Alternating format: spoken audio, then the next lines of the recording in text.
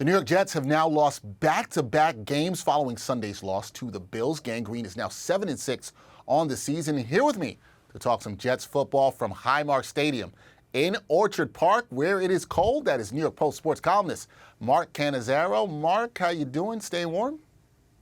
I am. It's not too bad in here. I'll be, as soon as I'm done with this, I'll be outside. It'll be a little nippy out, but it's not too bad up here right now.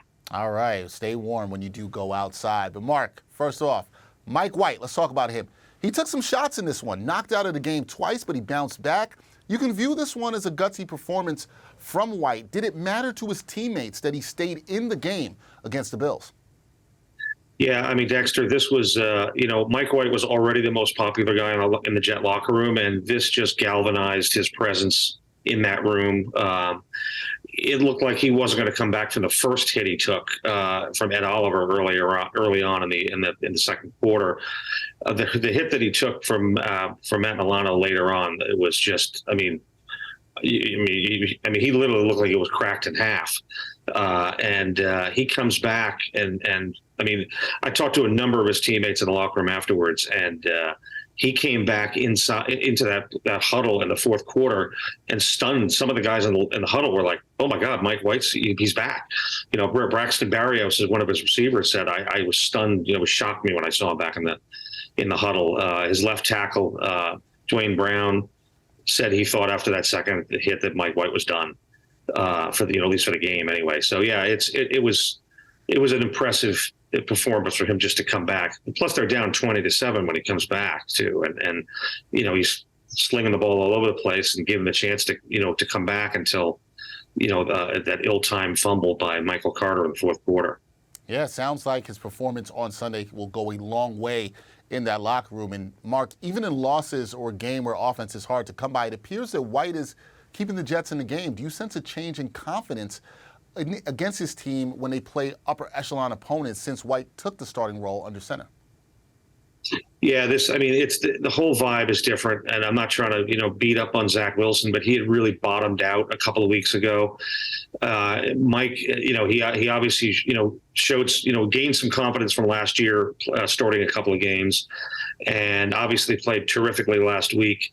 And honestly, he played well today, and even in losing. Although I frankly felt like the shackles were a little bit too tight on him in the first half. The Jets punted their first 5 series. They were trying to establish the running game. The Bills are a pretty damn good defense, didn't let them run. So I did feel like offensively, they didn't really get things rolling until they let Mike sling it around a little bit. Once the Jets got behind, certainly in the second half. And after the game, White did go to the hospital. Jets said it was just precautionary. However, against the Bills, when White was out, as you know, Mark, the team struggled to move the ball. So how badly do the Jets need a healthy Mike White to get a win next week when they host the Detroit Lions? Well, they do. Robert Saleh said it was a precautionary measure.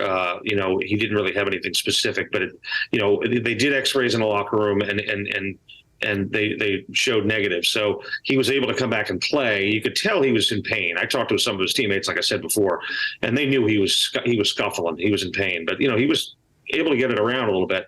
The Jets have to hope that he's okay for next week, because they've got some games now that they have 4 games left. They probably have to win 3 of them to have a legitimate chance to make the playoffs. And, so I no offense to Joe Flacco, but, listen, when he came in for White after the second knockout, he was immediately sacked and lost the ball, and that led to 3 more Bills points. So the Jets need a healthy Mike White next week without question. There's no question about that. We will see what happens and if the Mike White experience will continue next week when the Jets host the Detroit Lions. That is Mark Cannizzaro from Highmark Stadium in Buffalo. Mark, thank you for the time. Stay warm in Buffalo and safe travels home. Thanks, Dave.